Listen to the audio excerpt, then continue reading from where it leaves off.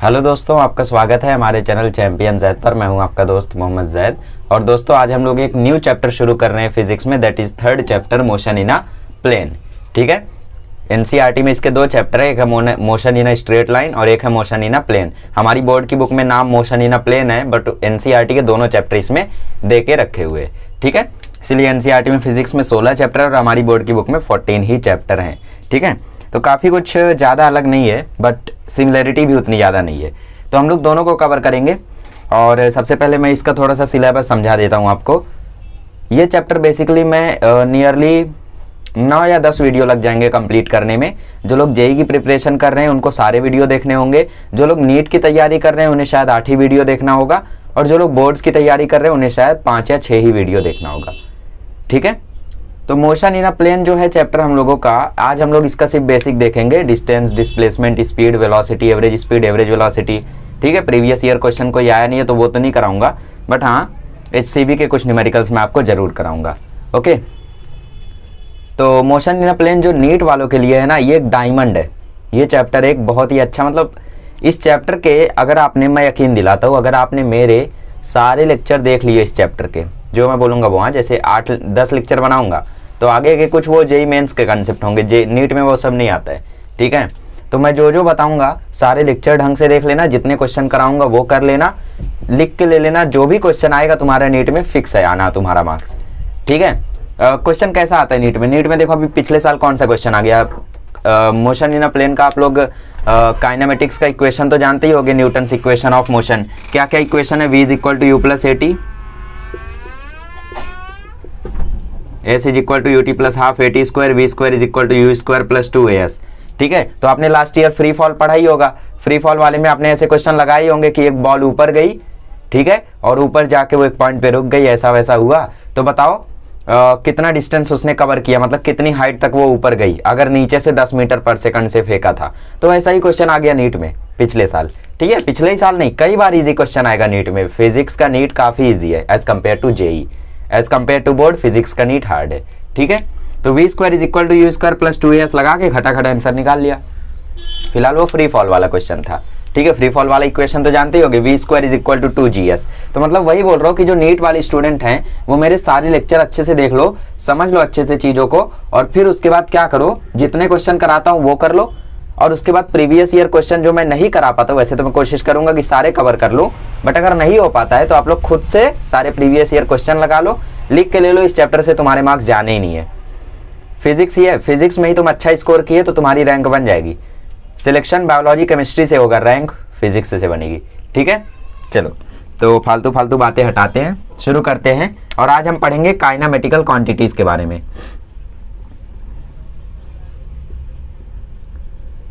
ठीक है, मोशन में जो जो क्वांटिटीज इंक्लूडेड होती हैं उनको हम बोलते हैं काइनेमेटिकल क्वांटिटीज।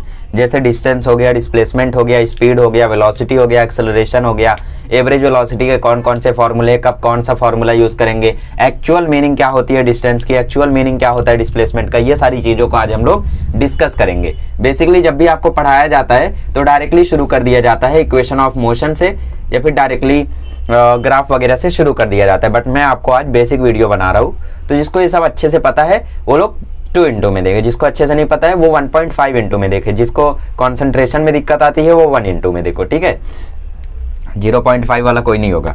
चलो तो शुरू करते हैं। ओके, तो जो इंपॉर्टेंट डिफरेंसेस हैं डिस्टेंस और डिस्प्लेसमेंट के बीच में, मैंने वो आपके सामने लिख दिया है। अब इसको अच्छे से समझते हैं, फिर इस पे हम लोग 3-4 क्वेश्चन करेंगे अच्छे अच्छे। ठीक है, तो ये सारी चीजें आपको 9th में भी समझाई गई थी। अगर उस टाइम पे आप लोग ये चीजें समझ चुके होते तो आज आपको प्रॉब्लम नहीं आती है ना, मतलब आज समझ लेते आसानी से आप लोग। खैर मैं तो समझा रहा हूँ बेसिक से, बट कहीं और से अगर आप पढ़ते तो आपको फिर प्रॉब्लम आती कि यार ये क्या बोल रहे। तो इसीलिए पहले से ही अगर जो पढ़ाई किए रहता है ना, वो कंपटीशन में बहुत आगे रहता है। ठीक है, कॉम्पिटिटिव लेवल के एग्जाम्स में, जेईई नीट ये सब में। ठीक है, तो डिस्टेंस क्या होता है? डिस्टेंस होता है actual path length covered by an object from one point two another point. Suppose ये मेरा घर है, ये मेरा घर है, मैं यहाँ से निकला, यहाँ तक गया, और फिर यहाँ पहुँचा, फिर उसके बाद मैं ऐसा चला गया, फिर उसके बाद मैं ऐसा चला गया, फिर मेरी मर्जी मैं ऐसा चला जाऊँ, फिर ऐसा चला जाऊँ। ये मेरा घर है चैंपियन का, और ये जैद का घर है, ये भी चैंपियन का घर है। नहीं, दो घर कैसे हो सकता है? चलो ये घर का घर है, ये बंगलो का घर है, और ये विला का घर है, और ये होटल है, ठीक है। तो ऐसा मैं गया, तो एक्चुअल पाथ लेंथ, डिस्टेंस क्या होता है, एक्चुअल पाथ लेंथ होता है जो एक ऑब्जेक्ट कवर करता है एक पॉइंट से लास्ट पॉइंट तक। तो मैं ऐसे गया, ऐसे गया, ऐसे गया, ऐसे गया, ऐसे गया, वो हो गई मेरी एक्चुअल पाथ लेंथ। बट वहीं डिस्प्लेसमेंट क्या होता है, डिस्प्लेसमेंट होता है शॉर्टेस्ट पाथ लेंथ, मतलब यहां से यहां जाने में मैं काफी मुड़ा, है ना, ऐसे ऐसे गया। बट डिस्प्लेसमेंट क्या होता है, डिस्प्लेसमेंट होता है शॉर्टेस्ट डिस्टेंस, एक पॉइंट से दूसरे पॉइंट की शॉर्टेस्ट डिस्टेंस। तो बताओ सी से लेके एच तक का अगर मुझे शॉर्टेस्ट डिस्टेंस चाहिए तो क्या करना होगा, सीधे जोड़ना होगा। ये हो गई इसकी शॉर्टेस्ट डिस्टेंस, इसको हम बोलते हैं डिस्प्लेसमेंट, और रिप्रेजेंट करते हैं इसको एस से। ओके तो एक पॉइंट और आप लोग ऐड कर सकते हो कि displacement is always in a straight line, displacement is always in a straight line, ठीक है। बट उसका डिस्टेंस के साथ लिख सकते हो ऐसे कि डिस्टेंस में बी इन स्ट्रेट लाइन, ठीक है। Okay, it can not decrease with time, ये दूसरा पॉइंट है, मैं पॉइंट डाल देता हूं ताकि आप लोग समझ लो अच्छे से। पहला, दूसरा, तीसरा, चौथा, बहुत ही बेसिक लेक्चर है, एकदम ध्यान से सुनना। डिस्टेंस जो है वो कभी भी टाइम के साथ कम नहीं हो सकता है। एग्जाम्पल दूं, सपोज मैं यहां से यहां चला, मैंने 2 सेंटीमीटर कवर कर लिया, अब मैं वहां तक गया, मैंने 7 सेंटीमीटर कवर कर लिया, अब मैं वहीं पे रुक जाऊं, मैं बोलूं नहीं मैं अब अपनी डिस्टेंस बढ़ने ही नहीं दूंगा, तो मैं वहीं पे रुका हूं, कब तक रुका रहूंगा, घट तो सकती नहीं है। अगर कुछ होगा तो वो बढ़ेगी। जैसे मैं आपसे पूछूं कि जब से आप पैदा हुए आज तक आप कितना चले, तो आप बोलोगे 1000 किलोमीटर चला, ठीक है, चले तो नहीं हो, मान लो 1000 किलोमीटर चला। फिर मैं आपसे पूछूं कि क्या तुम 1000 किलोमीटर को 800 किलोमीटर बना सकते हो, तो आप बोलोगे कैसे बनाऊं, कोई रास्ता नहीं है। अगर आप दोबारा भी चलने जाओगे तो वो उल्टा बढ़ ही जाएगा, है ना। बट डिस्प्लेसमेंट क्या होता है, ये समय के साथ घट सकता है। अब कुछ लोग को इसमें समझ में नहीं आएगा कि ये समय के साथ घटता कैसे है, तो जो फ्री फायर लवर हैं उनको मैं बताता हूँ ये कैसे होता है। देखो फ्री फायर आप खेलते हो, सपोज आप अपने दोस्त लोग के साथ खेल रहे हो, ठीक है, 4 लोग है या 2 लोग है या 3 लोग है, 3 लोग के साथ खेल रहे हो, तो आप जब अपने दोस्त को फॉलो करते हो, आपका दोस्त एकदम आगे निकल गया, आप उसका पीछा कर रहे हो, तो आपके बीच की डिस्टेंस कम होते जाती है ना। तो वो डिस्टेंस नहीं है, वो क्या है, डिस्प्लेसमेंट है। तो नीचे नोट डाल के लिख लो, जो लोग फ्री फायर खेलते हैं चोरी चुप्पे, उन लोग लिख लो नीचे कि फ्री फायर में जो हमारे और हमारे दोस्त के बीच की डिस्टेंस होती है वो डिस्टेंस नहीं डिस्प्लेसमेंट होती है ना। क्योंकि फ्री फायर में कैसा रहता है, सब खुला रहता है, आई थिंक, है ना। अब मुझसे मत पूछना कि मैं खेलता हूँ या नहीं खेलता हूँ, इसका जवाब मैं अभी दे देता हूँ कि मैं इसका कोई जवाब नहीं दूंगा, ठीक है। तो डिस्टेंस जो है वो घटती जाती है, जैसे आप पीछा करते हो अपने दोस्त का, डिस्टेंस घटती जाती है आपके बीच की, आपके और आपके दोस्त के बीच की। ऐसा कभी होता है कि आप उसका पीछा कर रहे हो फिर भी उसकी डिस्टेंस बढ़ती जा रही है ना। आप उसका पीछा कर रहे हो तो डिस्टेंस घटती भी है, और अगर आप रुक गए तो डिस्टेंस बढ़ने भी लगती है, आपका दोस्त भागे ही जा रहा है। तो डिस्प्लेसमेंट कम भी हो सकता है क्योंकि वो डिस्प्लेसमेंट है, स्ट्रेट लाइन में है, ठीक है। सपोज आप यहां खड़े हो, आपका दोस्त यहां भाग रहा है, तो वो ऐसे डायरेक्शन दिखाता है, वो डिस्टेंस नहीं बोलता है कि तुम ऐसे जाओ फिर ऐसे जाओ, वो ऐसा नहीं बोलता है, वो सीधे बोलता है, चाहे वो घर में रहे चाहे वो महल में रहे, ठीक है। फ्री फायर में हमेशा सीधा बोलता है, चाहे वो बिल्डिंग पे खड़ा रहे तो भी वो सीधा बोलेगा, ऐसा नहीं बोलेगा यहाँ जाओ सीढ़ी चढ़ो फिर ऊपर जाओ, ऐसा कुछ नहीं होगा, ठीक है। तो डिस्प्लेसमेंट क्या होता है, टाइम के साथ डिक्रीज भी होता है। फिर नेक्स्ट पॉइंट आता है कि डिस्टेंस जो होता है वो हमेशा डिस्प्लेसमेंट के इक्वल होगा या तो उससे ज्यादा होगा, कम नहीं हो सकता है। डिस्टेंस कभी डिस्प्लेसमेंट से कम हो ही नहीं सकता है। जैसे मैं बोलूँ ये मेरा घर है और ये मेरा स्कूल है, मैं अपने घर से अपने स्कूल तक गया, ये मेरा स्कूल ये मेरा घर, ठीक है, अपने घर से मैं अपने स्कूल तक गया, तो यहाँ से यहाँ तक की डिस्टेंस सपोज 10 मीटर है। मैं बोलूँ यहाँ से यहाँ तक की बताओ मुझे शॉर्टेस्ट डिस्टेंस क्या है, मतलब डिस्प्लेसमेंट क्या है, तो आप बोलोगे ये जो सीधी लाइन है यही तो शॉर्टेस्ट डिस्टेंस है। अब इसको और कैसे शॉर्ट कर सकता हूँ, नीचे से अगर लेकर जाऊंगा तो और बड़ा हो जाएगा, ऊपर से लेकर जाऊंगा और बड़ा हो जाएगा, कहीं से भी जाओ यही शॉर्टेस्ट डिस्टेंस है। मतलब अब की बार डिस्टेंस डिस्प्लेसमेंट बराबर हो गए हैं, ठीक है। तो डिस्टेंस डिस्प्लेसमेंट के इक्वल हो सकता है बट उससे कम नहीं हो सकता, ज्यादा हो सकता है। देखो यहाँ से ये क्या था, ये डिस्टेंस था, सपोज ये लेंथ है 10 मीटर, ये लेंथ है 5 मीटर, ये लेंथ है 8 मीटर, ये लेंथ है 2 मीटर, 8 5 13 2 15, ये लेंथ है 5 मीटर, 10 5 15 5 20 8 28 2 30 मीटर की डिस्टेंस है और डिस्प्लेसमेंट है 20 मीटर। तो डिस्टेंस हमेशा डिस्प्लेसमेंट से या तो ज्यादा रहेगा या तो बराबर रहेगा, कभी कम नहीं होगा, ठीक है। अगला पॉइंट आता है it can decrease, it is always equal और लेस देन डिस्टेंस, उसका उल्टा, ठीक है।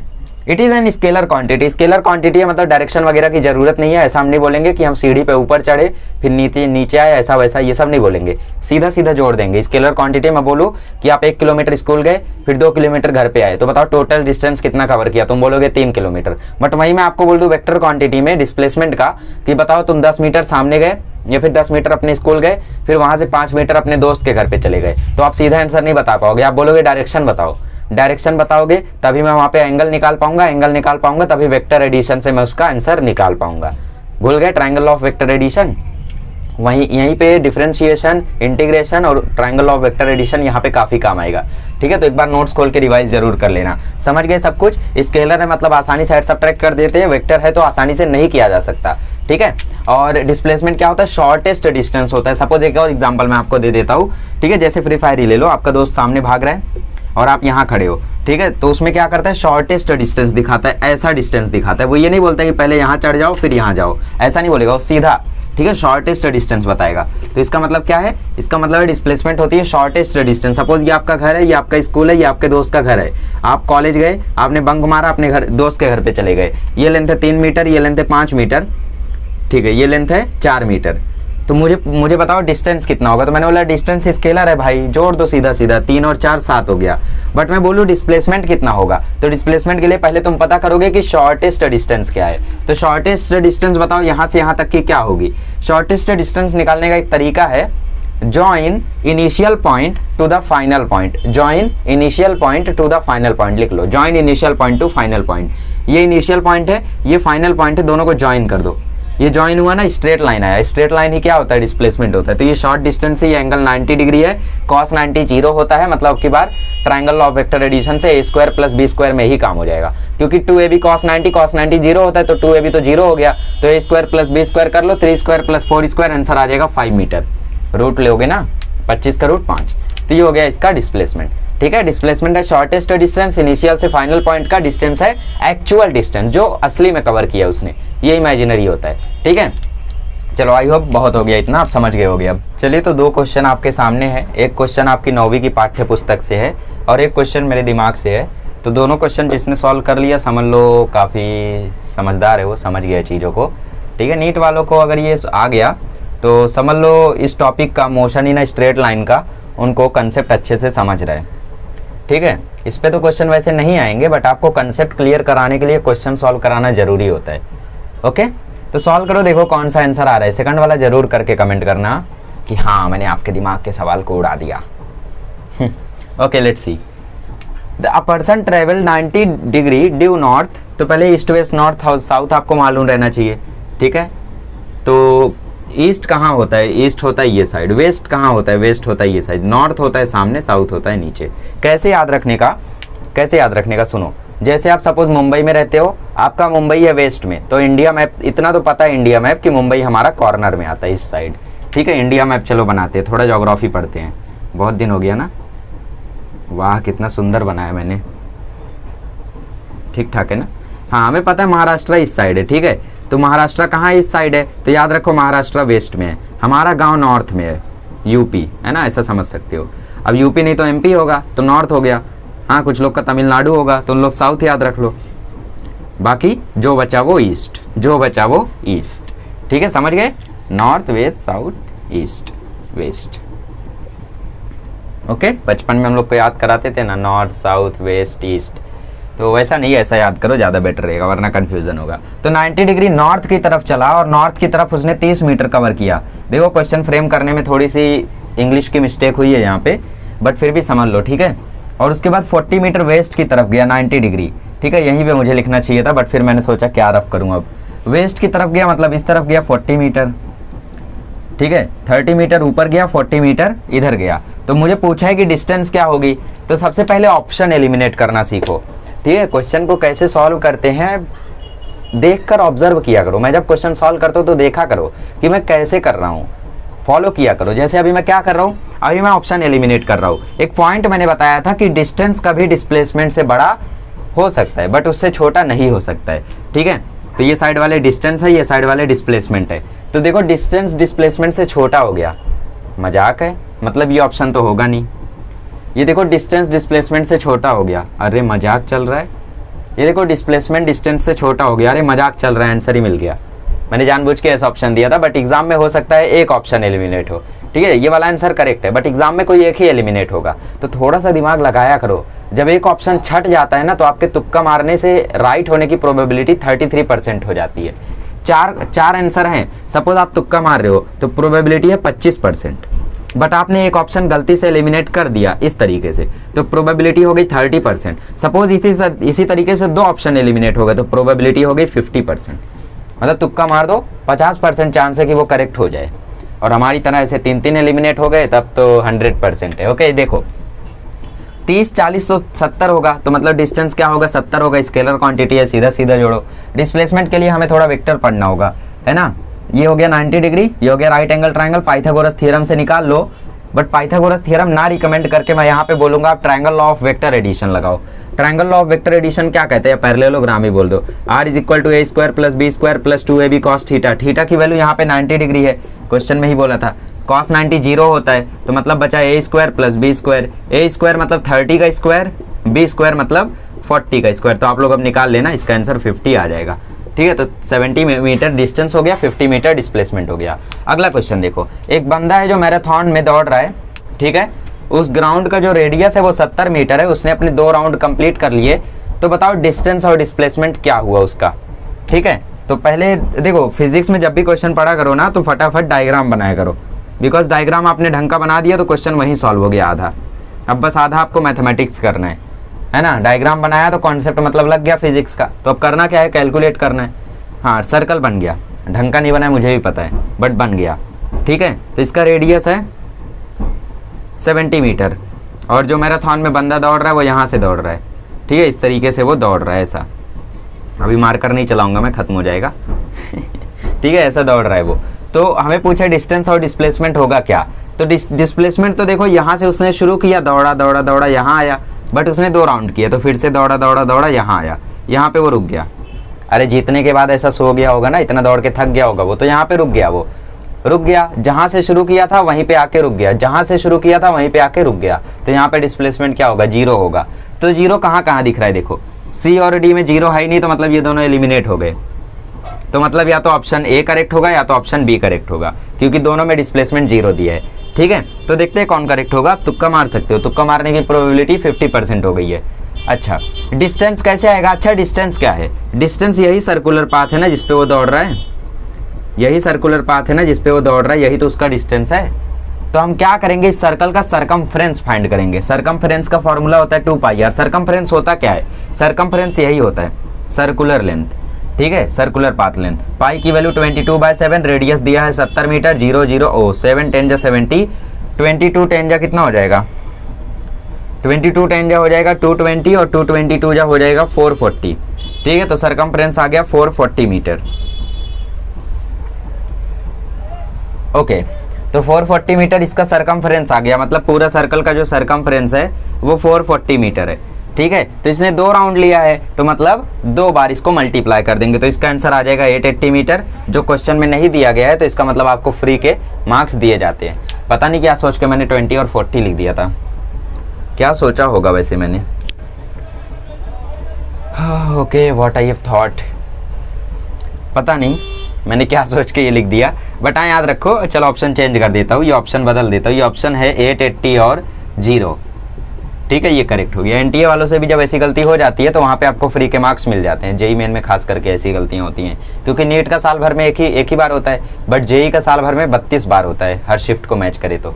ठीक है, तो 32 बार में 1-2 बार गलतियाँ हो जाती है, 2-3, तो फ्री के मार्क्स से एक्सेप्ट कर सकते हो। देखो यहाँ पे क्या है, C = 2πr, हमने सरकमफ्रेंस निकाला 440 मीटर आया। ठीक है, 440 मीटर आने के बाद हमने क्या किया, उसने 2 राउंड लिया था, 1 राउंड लिया तो पूरा सर्कल कंप्लीट हुआ, मतलब 440 मीटर दौड़ा, बट वो दोबारा से दौड़ा क्योंकि बोला 2 राउंड लिया तो 880 मीटर आया। जिसका आंसर करेक्ट आया था वो पहले डिप्रेस हुए होंगे, बट अब खुश हो जाओ क्योंकि ऑप्शन में था नहीं ना।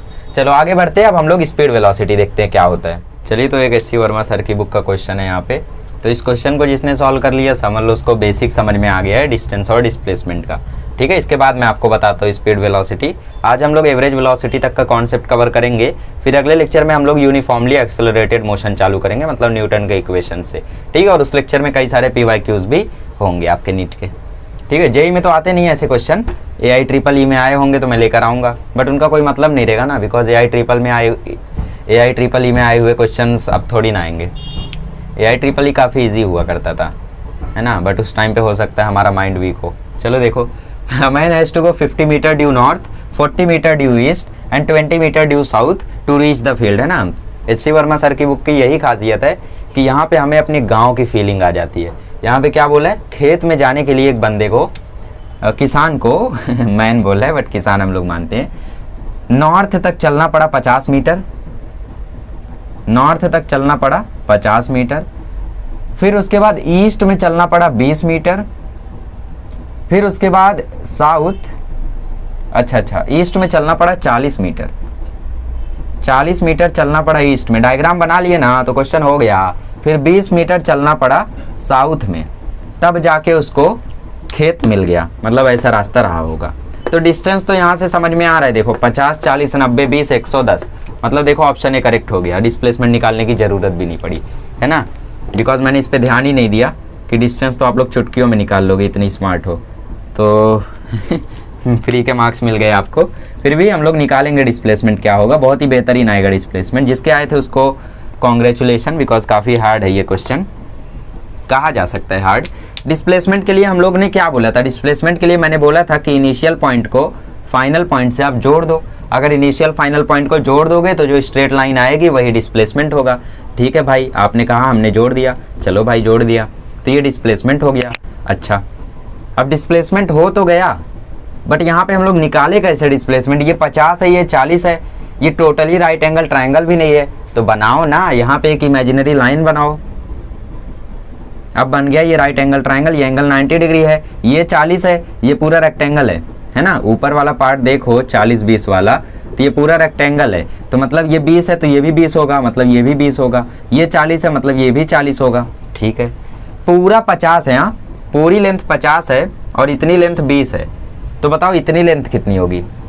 फिर से बताता हूँ, पूरी लेंथ 50 है और सिर्फ इतनी लेंथ 20 है, तो बताओ इतनी लेंथ कितनी होगी। 50 में से, पूरे में से इतना गायब कर दोगे तो यही तो बचेगा। अरे भैया पूरा था, इतना आपने गायब कर दिया तो यही तो बचा, तो 50 में से 20 गायब, तो मतलब 30 मीटर हो गई ये लेंथ। तो हमें देखो मिल गया अपना राइट एंगल ट्रायंगल का सब कुछ, ये हो गया 30 मीटर, ये हो गया 40 मीटर, बाहर निकाल लो। ठीक है, ये हो गया 30 मीटर, ये हो गया 40 मीटर और ये हो गई उसकी डिस्प्लेसमेंट। तो 30 और 40 में पाइथागोरस लगाओगे, 90 डिग्री है तो 50 आना ही आना है, तो अब 50 वाला आपका करेक्ट भी हो गया। ठीक है, काफ़ी मज़ेदार क्वेश्चन था, आई होप आपको समझा होगा। चलो अब देख लेते हैं स्पीड, वेलोसिटी और acceleration. Okay, so let's talk about speed and velocity. तो what is speed? Speed is the distance covered per unit time. Distance covered per unit time is called as speed. Okay, what is velocity? It is the displacement covered per unit time. ठीक है, it is the displacement covered per unit time, मतलब कितना displacement आप करते हो कितने time में, इसको हम बोलते हैं वेलोसिटी। ठीक है, गिवन टाइम में कितना डिस्प्लेसमेंट आप करते हो गिवन टाइम में, उसको हम बोलते हैं वेलोसिटी। तो फॉर्मूला समझ में आ ही रहा होगा, या फिर आपको याद होगा ही, स्पीड होता है डिस्टेंस अपॉन टाइम। ठीक है, और साथ ही में स्पीड होता है स्केलर क्वांटिटी, क्योंकि मैंने वेक्टर प्रोडक्ट में आपको बताया था कि स्केलर और स्केलर जब भी मल्टीप्लाई या डिवाइड होंगे तो स्केलर ही आना है। वेक्टर और वेक्टर हुए तो स्केलर भी आ सकता है, वेक्टर भी आ सकता है, बट स्केलर और स्केलर रहे तो स्केलर ही आना है। तो ये स्पीड स्केलर क्वांटिटी होती है, तो मतलब इसको आसानी से हम लोग ऐड सब्ट्रैक्ट कर सकते हैं। ओके, वेलोसिटी होती है वेक्टर क्वांटिटी, और इसका फॉर्मूला होता है velocity is equal to displacement upon time. Velocity होता है डिस्प्लेसमेंट अपॉन टाइम, दोनों की यूनिट होती है मीटर पर सेकंड, बिकॉज डिस्प्लेसमेंट भी मीटर में होता है, ये भी मीटर में होता है। डायमेंशन की बात करें तो इसका डायमेंशन होता है L1 M0 T-1। कितनी बार बताऊं, जानते ही हो गए आप। ठीक है, तो डायमेंशन वगैरह कर लिया करो जब भी मैं कोई चीज़ बताऊँ। ठीक है, बिकॉज इन्हीं के डायमेंशन आ जाते सीधा नीट में, मैंने आपको दिखाया था, स्ट्रेस का सीधा सीधा डायमेंशन ही पूछ लिया था, तो इससे आसान क्या हो गया यार, है ना। तो स्पीड वेलोसिटी समझ गए अच्छे से। चलो अब ये लिख लो, कुछ ज़्यादा खास तो है नहीं इसमें, बट फिर भी मैं कुछ न्यूमेरिकल करा देता हूँ। तो डिस्टेंस डिस्प्लेसमेंट का मैं पहले एक ग्राफ वाला क्वेश्चन आपको करा देता हूँ, इसके बाद मैं आपको स्पीड और वेलोसिटी के कुछ स्पेशल केसेस बताता हूँ। उन स्पेशल केसेस को अगर आप याद कर लेते हो तो आपका काम एकदम आसान हो जाएगा। मतलब कुछ कुछ चीज़ें, कुछ कुछ फार्मूले तो आपको रटने होंगे, है ना। तो क्या करो, एक 100 पेजेस की बुक लो, ठीक है। मेरी 100 पेजेस वाली बुक बस एक बार मिली थी लेक्चर के टाइम, अब मिल ही नहीं रही है, ठीक है। अब मैं उसे ज़्यादा यूज़ भी नहीं करता। एक 100 पेजेस की बुक लो आप लोग, क्या करो उसमें मैं जितने फार्मूले लिखता हूँ सिर्फ फार्मूला लिखो और डॉट डॉट डॉट डॉट करके ब्रैकेट में लिखो। सपोज मैंने एक फार्मूला बताया, v average is equal to V1 plus V2 divide by 2, ऐसा मैंने कोई फार्मूला बताया, तो आगे ऐसा डॉट डॉट डॉट डॉट करके लिखो कंडीशन, ठीक है। अब मैं जो भी कंडीशन आपको बताऊंगा कि ऐसा ऐसा रहेगा तो ये फार्मूला लगाना, वो कंडीशन वहाँ पे हिंदी में लिखो, ठीक है। तो जब आपको कंसेप्ट रिवाइज करना हो तो पहले अपना नोट्स निकालो, नोट्स में मेरे लेक्चर से थ्योरी लिखोगे, वो रिवाइज कर लो, फिर उसके बाद फार्मूला बुक निकालो और फार्मूला बुक और कंडीशन रिवाइज कर लो। उसके बाद बैठ जाओ क्वेश्चन सॉल्व करने, कौन से, प्रीवियस ईयर और एनसीईआरटी के सारे क्वेश्चन बन जाएंगे आपसे, ठीक है। चलो, तो एक पार्टिकल है जो ओरिजिन से शुरू करता है, एक्स और वाई एक्सिस का सवाल है, तो हमें ग्राफ बनाना होगा, ठीक है। एक्स एक्सिस के अलॉन्ग जाता है और 20 0 पर पहुंचता है, मतलब यहाँ पे पहुंचा। 0 मतलब y का कोऑर्डिनेट यहाँ पे 0 है, मतलब वो y में नहीं चला है। y में चला होता तो ये पॉइंट यहाँ यहाँ यहाँ यहाँ कहीं आता, बट ये 0 है, मतलब y में चला ही नहीं है, तो मतलब सिर्फ x पे चला है, तो 20 0, ये y ये x। फिर उसके बाद x एक्सिस पर ही चलता है और अब की बार पहुंचता है -20 पे, ठीक है। -20 पे x वाला यहाँ पे नेगेटिव होता है, इसको हम लोग x डैश बोलते हैं, इसको y डैश बोलते हैं। तो पूछा है डिस्टेंस और डिस्प्लेसमेंट होगा क्या, तो कुछ लीजेंड लोगों ने इसको ऐसा किया होगा, डिस्टेंस निकालने के लिए उन्होंने कहा होगा ये 20 है, ये -20 है, तो डिस्टेंस निकालने के लिए नंबर लाइन पे हम 20 माइनस 20 कर देते हैं, तो 20 प्लस 20 40 मीटर आ जाता है, और डिस्प्लेसमेंट तो 20 दिख ही रहा है, तो मतलब ऑप्शन ए करेक्ट है। तो उन लीजेंड्स के लिए मैं एक बार तालियां बजाना चाहूँगा, और एक बार कमेंट कर दो लीजेंड लोग, ठीक है, लिख दो आई एम लीजेंड, जिसने भी ऐसा किया होगा, ठीक है। तो ऐसे नहीं होता ये सवाल, मुझे पता है, जाहिर सी बात है ऐसा होता है, ठीक है। मतलब 9th में हमने ये कंसेप्ट किया था, तो हमें लगेगा ये क्वेश्चन ऐसे होगा, बट ऐसा नहीं होता है, ठीक है। मतलब मैं जब ये क्वेश्चन कर रहा था तो मैंने शुरुआत में मुझे वो 9th का कंसेप्ट नहीं आया, मैंने पहले आंसर इसका करेक्ट लाया, फिर उसके बाद मैं पीछे जस्ट चेक करने ही जा रहा था, तुरंत मुझे लगा यार शायद ये आंसर गलत है, तो मैंने फिर 9th का कंसेप्ट लगा दिया, तो पीछे मुड़ के देखा, अरे यार पहले जो सॉल्व किया था वो सही था, ठीक है। तो देखो करते कैसे, इसको डिस्टेंस हमें पता करना है ना, तो चलो पार्टिकल के साथ साथ चलते हैं ना हम। वो यहाँ से शुरू हुआ, यहाँ तक गया, तो पार्टिकल के साथ हम लोग साथ में चलते हैं, यहाँ से यहाँ तक गया, मतलब उसने 20 मीटर कवर की। फिर वो यहाँ से यहाँ तक लौटा, अरे भैया यहाँ भी तो 20 कवर कर लिया। आप बेकरी तक गए, बेकरी से वापस आए, तो बेकरी की डिस्टेंस अगर 20 है तो आप बेकरी तक गए तो 20 हुआ, फिर बेकरी से वापस आए तो 40 हुआ, ठीक है। फिर उसके बाद वो यहाँ तक आया, मतलब यहाँ भी उसने 20 ट्रेवल किया, तो 20 आगे गया, फिर 20 पीछे आया, फिर 20 और पीछे गया, मतलब 20 20 20 60 आ जाएगा आंसर, ऑप्शन बी करेक्ट है। और डिस्प्लेसमेंट क्या होगा, डिस्प्लेसमेंट के लिए मैंने क्या शॉर्टकट बताया, ये -20 0 और ये 20 0। डिस्प्लेसमेंट के लिए मैंने क्या शॉर्टकट बताया, जहां इनिशियल पॉइंट है उससे फाइनल पॉइंट जोड़ दो। तो क्वेश्चन में बोला वो -20 पर आके रुक गया, तो ये फाइनल पॉइंट हो गया, ओरिजिन से शुरू किया था, मतलब ये इनिशियल पॉइंट हो गया, तो इनिशियल और फाइनल जोड़ दो। जोड़ने पर ये लेंथ कितनी आ रही है, 20 आ रही है, बट ये नेगेटिव है, तो डिस्प्लेसमेंट में डायरेक्शन भी पूछ सकता है, तो आप लोग लिखोगे नेगेटिव डायरेक्शन, ठीक है, नेगेटिव डायरेक्शन। तो ये आपका आंसर हो गया बी वाला। समझे, ऐसी गलतियां मत करना, पार्टिकल के साथ साथ चलना अगर डिस्टेंस निकालना है तो, ठीक है। 20 आगे गया, 20 पीछे आया, 40 हो गया था। लो आप लोगों ने क्या किया, 20 आगे गया और 20 पीछे आया, बट आपने उसको 20 ही माना, है ना। तो इसीलिए थोड़ा सा कंफ्यूजन हटा के रखो। ये क्वेश्चंस लिख लो, क्वेश्चन जितने कराते हो सब नोट्स में लिखो, पूरा टाइम है अपने पास, क्यों जल्दबाजी करते हो, आराम से देखो ना लेक्चर्स, क्या जल्दबाजी है, 2 into में मुझे इतनी तेज बुला रहे हो तुम, है ना। चलो आगे बढ़ते हैं, स्पीड का सवाल देखते हैं, वेलोसिटी का सवाल देखते हैं। ओके, तो एक स्पीड और वेलोसिटी का क्वेश्चन है यहाँ पे, HCV से ही है, ठीक है। तो कर लीजिए इसको, और ऑप्शन देना यहाँ पे थोड़ा मुश्किल है क्योंकि 4 आंसर आएंगे। क्वेश्चन क्या बोलता है, पटना से रांची, ठीक है, पटना से रांची धोनी के शहर तक 260 किलोमीटर है एयर से, ठीक है, मतलब आप ऊपर से जा रहे हो तो 260 किलोमीटर लगेगा, और रोड से जा रहे हो तो 320 किलोमीटर लगेगा।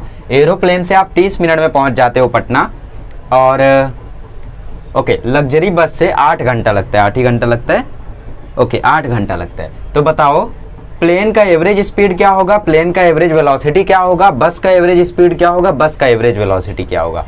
ठीक है, अब दिमाग लगाओ और आंसर फाइंड करो। एवरेज स्पीड आपको प्लेन का भी बताना है और बस का भी बताना है, फिर एवरेज वेलोसिटी आपको प्लेन का भी बताना है और बस का भी बताना है। 4 आंसर आएगा, है ना, क्योंकि 2 ये भी हैं और 2 ये भी हैं, तो 2 आंसर हैं दोनों के, इसका स्पीड और वेलोसिटी, इसका स्पीड और वेलोसिटी। तो आंसर करो फटाफट, देखते हैं करेक्ट आता है या नहीं आता है।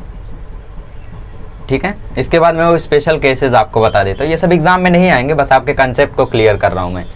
ठीक है, कुछ क्वेश्चंस कंसेप्ट को क्लियर करने के लिए, कॉन्सेप्ट बिल्ड करने के लिए और कॉन्फिडेंस लाने के लिए भी सिखाए जाते हैं, तो वही टाइप का ये क्वेश्चन है। ओके, तो I think you are done. कौन सा आंसर आया बताओ, कितना आंसर आया। चलो, तो पटना से रांची तक की डिस्टेंस जो है, हाँ डिस्टेंस और डिस्प्लेसमेंट पहले निकालेंगे, क्योंकि स्पीड का फॉर्मूला होता है डिस्टेंस अपॉन टाइम, वेलोसिटी का फॉर्मूला होता है डिस्प्लेसमेंट अपॉन टाइम। ओके, तो मतलब हमें डिस्प्लेसमेंट और डिस्टेंस पता करना होगा। अच्छा, तो ये पटना है, ऐसा ऐसा ऐसा ऐसा ऐसा ऐसा ऐसा रांची होगा, ये पटना है, ऐसा रांची होगा। किसकी हार्ट बीट है ये आगे एकदम शांत हो गई है। ओके, तो पटना से रांची तक की हमें डिस्टेंस कितनी दी हुई है, 320 किलोमीटर। तो रोड पे ही ऐसा होगा ना, टर्न होगा, इतना सारा ऐसा ऐसा टर्न होगा, टर्न कहाँ पे होगा, रोड पर ही होगा, तो ये डिस्टेंस हो गई 320 किलोमीटर। बट इसकी शॉर्टेस्ट डिस्टेंस ये होगी, और शॉर्टेस्ट डिस्टेंस हवा में ही कवर की जा सकती है। जैसे मुझे मेरे स्कूल तक जाना है तो मुझे सीधे जाना होगा और फिर ऐसे टर्न करना होगा। हाँ, डायरेक्शन मिल गया हमें आपके स्कूल का, आज ही आते हैं अब मैं पढ़ते नहीं हूँ। ओके, स्कूल में, कॉलेज में पढ़ता हूँ। तो मुझे क्या करना होगा, मुझे आसमान में जाना होगा और मैं वहाँ से शॉर्टेस्ट डिस्टेंस ढूंढ सकता हूँ अपनी स्कूल की। मैंने बोला यहाँ जाना होगा, फिर यहाँ, तो अगर मैं डिस्टेंस निकालूंगा तो मुझे ऐसे जाना होगा। बट अगर मैं यहीं पे आसमान में उड़ जाऊँ, आसमान में उड़ के मैं ऐसे जा सकता हूँ, और यही तो मेरी डिस्प्लेसमेंट होगी। नहीं दिख रहा है, अब दिखा, यही तो मेरी डिस्प्लेसमेंट होगी। ठीक है, तो आसमान में जाके मतलब बाई एयर, तो यहाँ पे एयर से कितना डिस्टेंस दिया हुआ है, 260 किलोमीटर, मतलब डिस्प्लेसमेंट आपको मिल गया 260 किलोमीटर। बस वैल्यू रखो, फाइंड करो। ओके, तो कंसेप्ट समझ गया कैसे क्या हुआ था। अब हम लोग फॉर्मूला लगाते हैं, तो स्पीड ऑफ प्लेन निकालते हैं, तो ये आएगा distance covered by plane upon time taken by plane. ठीक है, एरोप्लेन नहीं, मैं प्लेन बोल रहा हूँ, समझ रहे हो ना। पी का मतलब क्या है, पी नीचे हम लोग लिखते हैं रिप्रेजेंट करने के लिए। अभी आगे आप सीखोगे और भी ऐसे टॉपिक्स आएंगे। तो प्लेन कितना डिस्टेंस कवर कर रही है, 260, क्योंकि वो हवाई जहाज है, हवा में जा रही है। टाइम लग रहा है उसको आधा घंटा, तो 1/2 आवर लिख दो।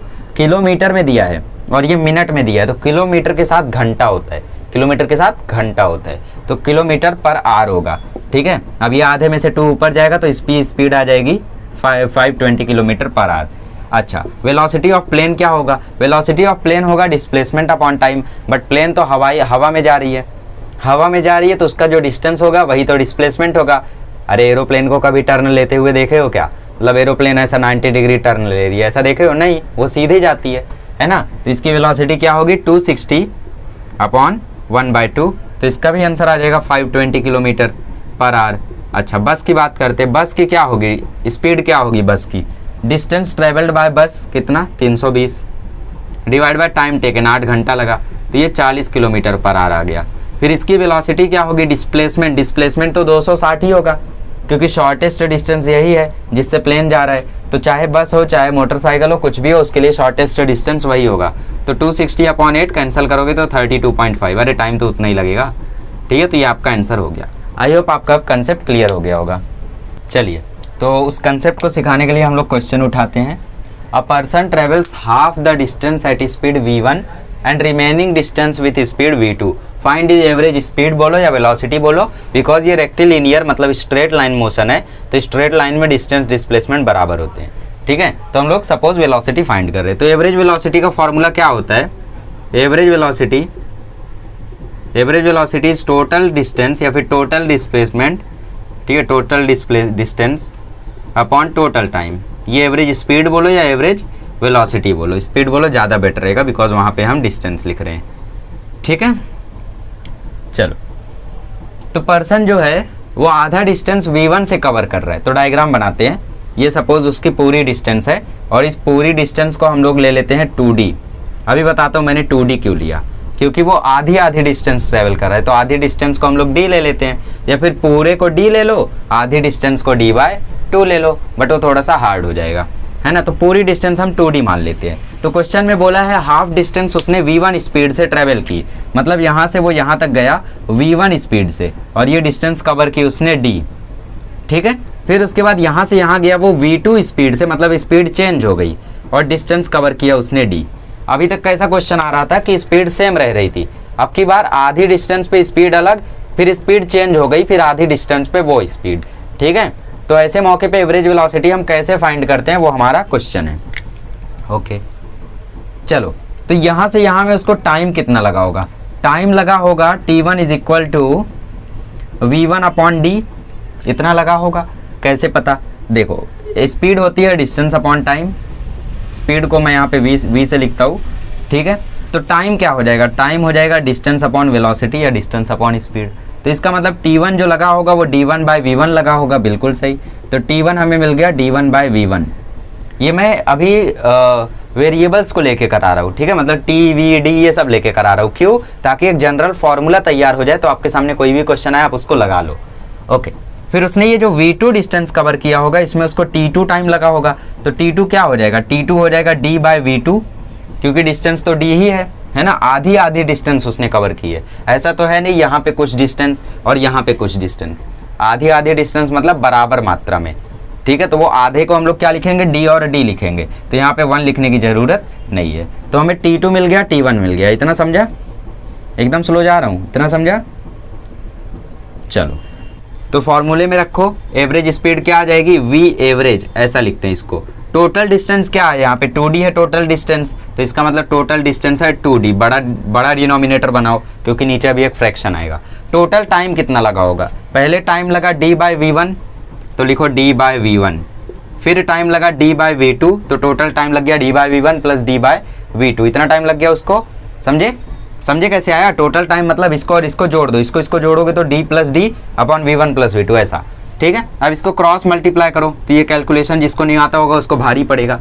तो ये देखो ऐसा आ जाएगा dv2 plus dv1 divide by v1 v2, है ना, क्रॉस मल्टीप्लाई किया, d को v2 के साथ तो dv2 आया, v1 को d के साथ तो dv1 आया, नीचे भी क्रॉस मल्टीप्लाई तो v1 v2 आया।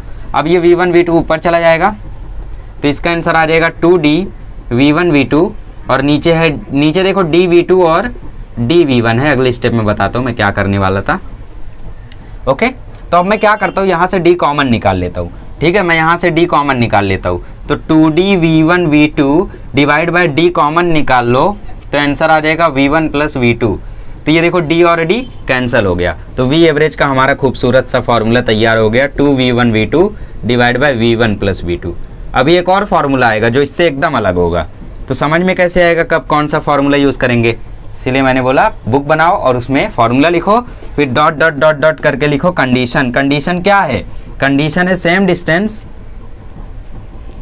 विथ डिफरेंट वेलोसिटी, विथ ऐसे सवाल नीट में आने की प्रोबेबिलिटी है, डिफरेंट वेलोसिटी, ठीक है। इसके आपको न्यूमेरिकल प्रैक्टिस करने तो एनसीईआरटी में भी मिल जाएंगे, HCV में भी मिल जाएंगे। SC वर्मा का कौन सा क्वेश्चन था वो, ओके, ऑब्जेक्टिव 1 में था आई थिंक, हाँ, क्वेश्चन नंबर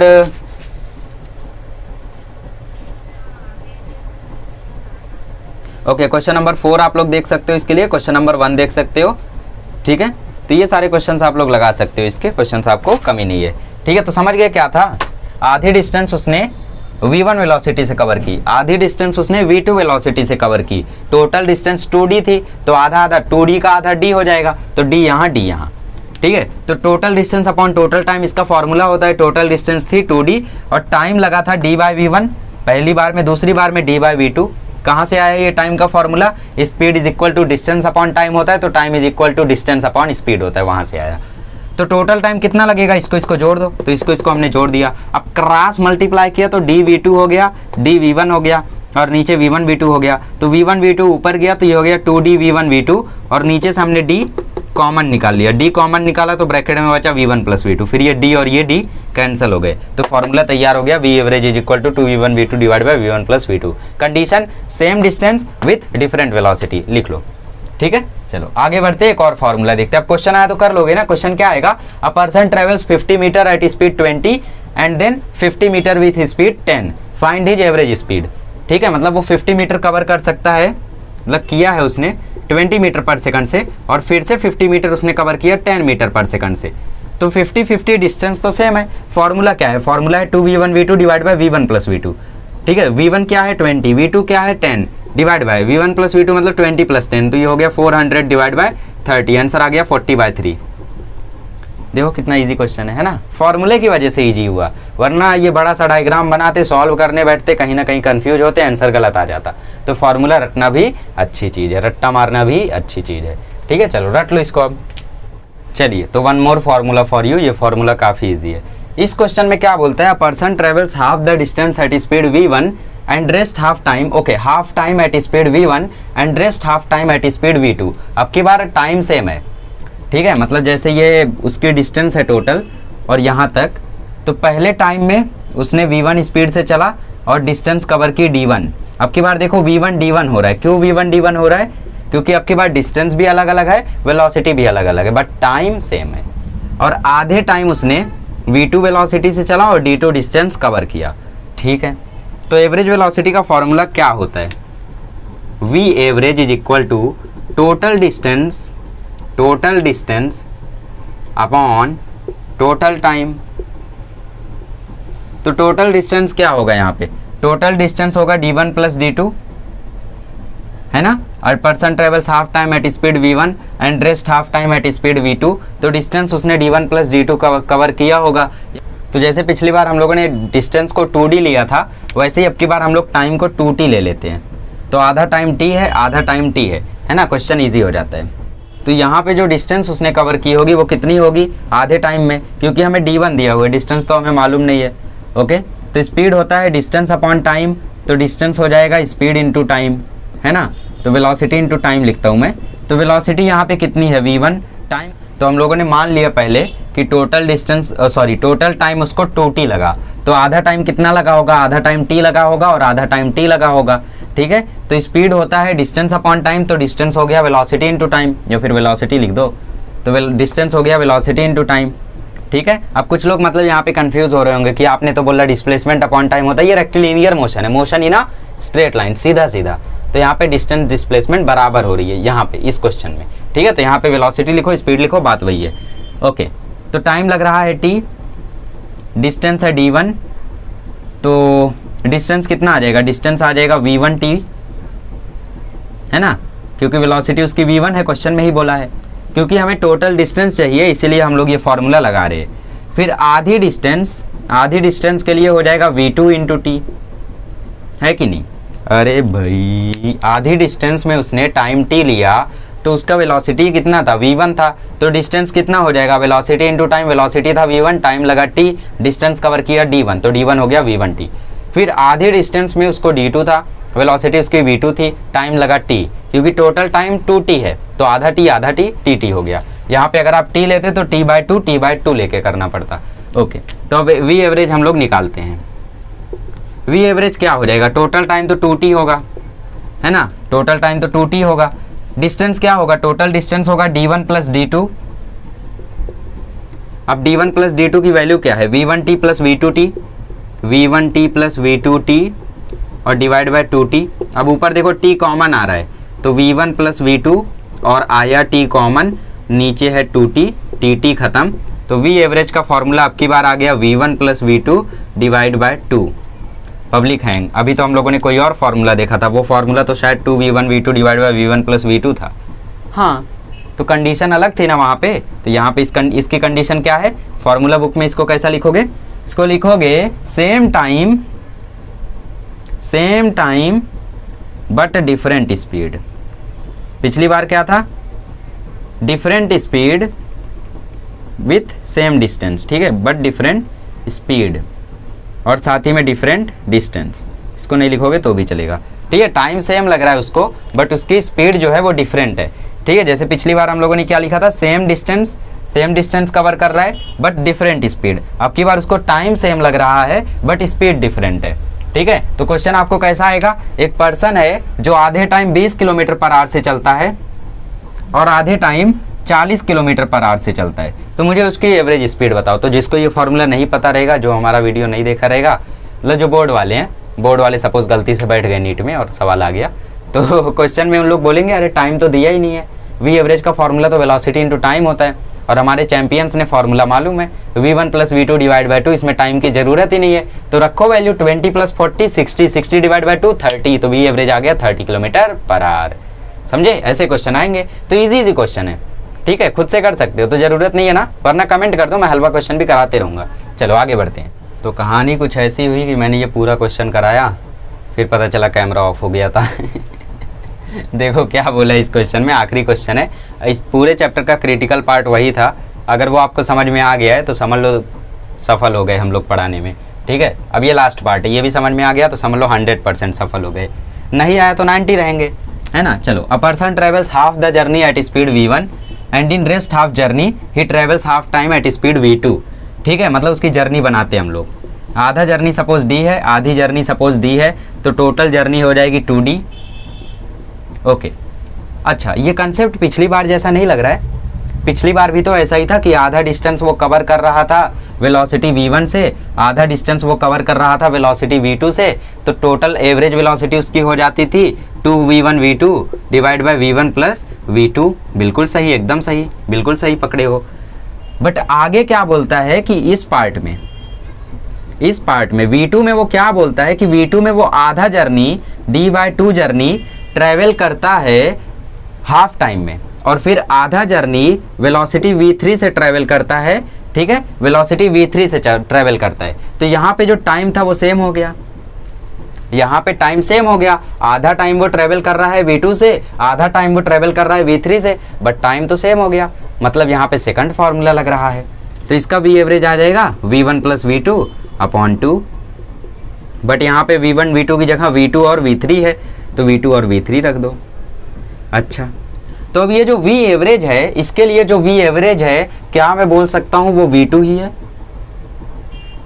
आधी जर्नी वो पूरा v2 से ट्रैवल कर रहा है, इस आधी जर्नी को वो पूरा v2 से ट्रैवल कर रहा है, तो क्या इसके लिए ये v2 एवरेज हुआ? मतलब ये जर्नी आप भूल जाओ, ठीक है, ये यहाँ की जर्नी आप एकदम से भूल जाओ, ये सपोज अब वही क्वेश्चन है, ठीक है, आधी डिस्टेंस वो v2 से ट्रैवल कर रहा है, आधी डिस्टेंस v3 से, ठीक है, बट पूरा देखे तो पूरा वो ट्रैवल कर रहा है v1 और v2 से, तो v2 में v3 आ रहा है, तो ये जो हम लोगों का v एवरेज आया है यही वैल्यू है v2 की, ठीक है, इसका जो एवरेज है वही है हम लोगों का v2, इसका जो एवरेज आया है हम लोगों का वही है हमारा v2, क्योंकि ये आधी जर्नी की बात हो रही है, आधी जर्नी v1 से, फिर आधी जर्नी v2 से, तो ये जो आधी जर्नी v2 से ट्रैवल किया उसमें दो कंसेप्ट बने, है ना, दो पार्ट बने, तो ये जो v2 हो गया, इसका ये दो पार्ट है, इस दो पार्ट का जो एवरेज होगा वही तो v2 होगा, समझे कि नहीं समझे? अब तो ये जो v2 होगा वही v एवरेज होगा, ठीक है, तो v2 बराबर मैं लिख सकता हूँ v2 प्लस v3 अपॉन 2। अब इस v2 की वैल्यू मैं इसमें पुट करता हूँ, देखता हूँ क्या होता है। v average is equal to 2v1 v2 plus v3 upon 2 divided by v1 plus v2 की जगह 2 v2 plus v3 divide by 2। Okay, 2 कहाँ से आ गया? v1 प्लस v2 था ना, और v2 की वैल्यू तो सिर्फ इतनी है। ओके, तो हमने क्या किया, हमने v2 की जगह ये पुट किया। अब नहीं समझ में आ रहा है तो ऐसा समझ लो v2 की जगह हमने ये पुट कर दिया, ठीक है। अब देखो हम क्या करेंगे, अब ये 2 और ये 2 कैंसिल हो गया, तो ऊपर हो गया v1 into v2 plus v3, और नीचे करते हैं क्रॉस मल्टीप्लाई, तो ये पूरा है, इसके नीचे कुछ नहीं तो 1 मान लो, ये 2 v1 से मल्टीप्लाई होगा तो ये हो गया 2v1, ये 1 इस पूरे से मल्टीप्लाई हो गया तो ये हो गया v2 प्लस v3, और इस पूरे के नीचे आ जाएगा 1 इंटू 2 दैट इज 2। अब ये 2 जाएगा ऊपर, तो v एवरेज की वैल्यू क्या आ जाएगी? v एवरेज की वैल्यू आ जाएगी 2v1 ब्रैकेट में v2 plus v3 divide by 2v1 plus v2 plus v3। याद हो जाता है तो बहुत अच्छी बात है, नहीं याद होता है तो डेरिवेशन याद कर लो, ताकि एग्जाम में आपको परेशानी ना हो। अब इससे ज़्यादा कुछ नहीं कर सकता है वो, ठीक है, एवरेज वेलोसिटी में इससे ज़्यादा वो कुछ कर ही नहीं सकता, इससे ज़्यादा हार्ड वो बना ही नहीं सकता क्वेश्चन, कौन? एनटीए, ठीक है। तो वी एवरेज इसका क्या आता है, जब आधी जर्नी और आधी जर्नी ट्रैवल करो, बट बाकी की आधी जर्नी में आप आधा टाइम में v2 वेलोसिटी से जाओ और आधा टाइम में v3 से जाओ। कंडीशन लिख लेना आगे, ठीक है। कंडीशन क्या रहेगी? आधे आधे नहीं, आगे कंडीशन क्या रहेगी? आगे आधी जर्नी वो ट्रैवल करता है v1 से, आधी जर्नी ट्रैवल करता है v2 से, बट ये आधी जर्नी में जो v2 है उसमें आधा टाइम वो v2 से ट्रैवल करता है, आधा टाइम v3 से ट्रैवल करता है, ठीक है, ऐसा लिखना। फिर ये लिखना, तो इस V2 की वैल्यू यहाँ पुट कर देना, आंसर आ जाएगा V एवरेज आ जाएगा 2V1 ब्रैकेट में V2 plus V3 divide by 2V1 plus V2 plus V3। Okay, तो आई थिंक थोड़ी चमक कम है इसमें, तो थोड़ी चमक लगाते हैं हम लोग।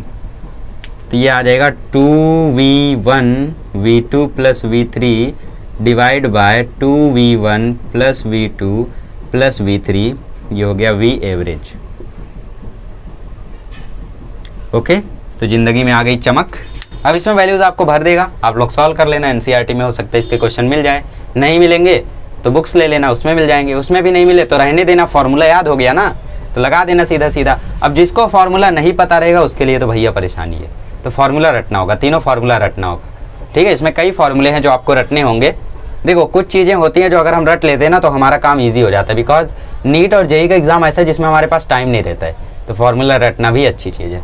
चलो अगले लेक्चर में मिलेंगे तो हम लोग बात करेंगे यूनिफॉर्मली एक्सेलरेटेड मोशन की, और यूनिफॉर्मली एक्सेलरेटेड मोशन में हम लोग कुछ PYQs करेंगे नीट के on the basis of Newton's equation of motion, v is equal to u plus a t, s is equal to u t plus half a t square और v square is equal to u square plus 2as पर, ठीक है। चलिए तब तक इन concept को याद कर लें अच्छे से, एक दो बार प्रैक्टिस कर लें। अब मिलते हैं अगले लेक्चर में, ठीक है। Thank you so much.